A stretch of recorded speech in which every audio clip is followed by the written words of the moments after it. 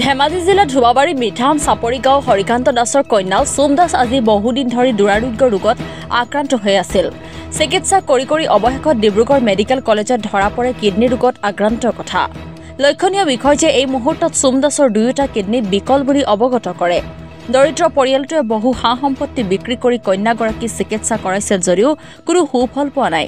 উন্নত চিকিৎসাৰ বাবে ৰোগীৰ হাতত নাই হাঁচতীয়া ধন। আৰ্থিক সংকটত ভোগা ৰোগী আৰু পৰিয়ালৰ লোকে সুহৃদয়বান লোকৰ লগতে অসমৰ মুখ্যমন্ত্ৰী আৰু স্থানীয় বিধায়কগৰাকীৰ পৰা আৰ্থিক সহযোগিতা বিচাৰিছে। অনুদান দিব বিচৰা ব্যক্তিসকলক উদ্দেশ্যি পিতৃ হৰিকান্ত দাসৰ ষ্টেট বেংক অৱ ইণ্ডিয়াত থকা একাউণ্ট নং 362253233135 IFSC কোড SBIN 0017659 নম্বৰত যোগাযোগ কৰিবলৈ আহ্বান জনাইছে। আনহাতে স্কেনাৰ জৰিয়তে সহায়ৰ হাত আগবঢ়াব পাৰিব।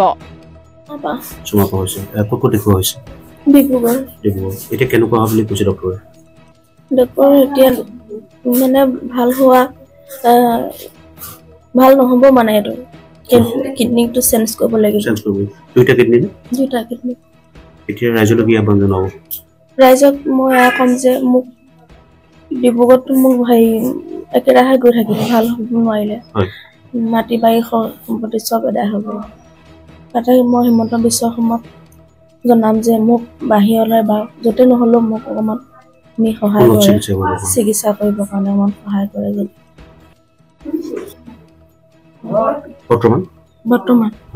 বৰ্তমান মা দেউতা আছে আৰু কন্যা আপোনাৰ ছোৱালী এজনী আছে। ছোৱালীজনী তৃতীয় শ্ৰেণীত পঢ়ি আছে। ডিব্ৰুগড় মেডিকেল কলেজত দেখালো, কিন্তু তেওঁলোকৰ ডক্টৰে ক'লে কিডনী চেঞ্জ কৰিবলৈ। আমাৰো এতিয়া একো উপায় নাই। সা সম্পত্তি মাটি বাৰী সকলো এদায় হ'ল। এতিয়া ছোৱালীজনী নিশ্চয় বয়সটো কম, 25 বছৰ।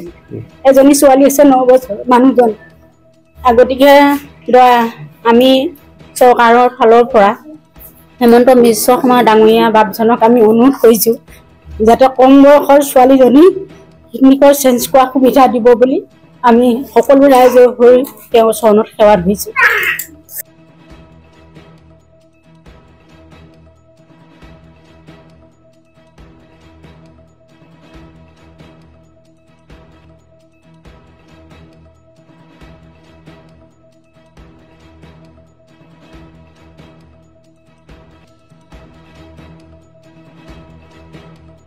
গোগামুখৰ পৰা ললিত শইকীয়াৰ ৰিপৰ্ট, অসম টুডে।